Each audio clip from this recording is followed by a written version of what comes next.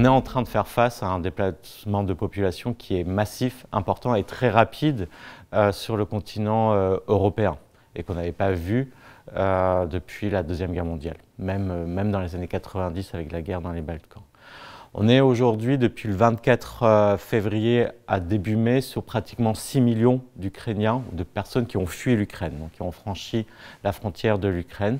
Ces réfugiés sont majoritairement des femmes et des enfants, dans la mesure où il y a une mobilisation générale en Ukraine et que les hommes d'un certain âge, c'est-à-dire l'âge adulte, ont l'interdiction de sortir du territoire ukrainien. Le principal point de sortie de l'Ukraine est la Pologne, avec plus de 3 millions de personnes qui sont rentrées dans l'Union européenne via la Pologne.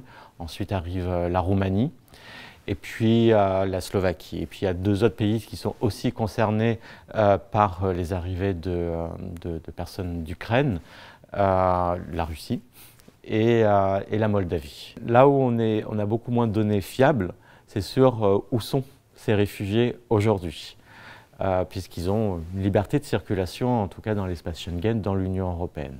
Aujourd'hui, les données nationales que l'on peut avoir sur des pays qui commencent à accueillir un nombre assez conséquent d'Ukrainiens, c'est avant tout l'Allemagne, avec pratiquement 600 000 Ukrainiens qui seraient arrivés en Allemagne, selon les autorités allemandes, la République tchèque, 300 000, l'Italie, l'Espagne, environ 100 000 Ukrainiens qui seraient arrivés là-bas et demandent un statut dans ce pays.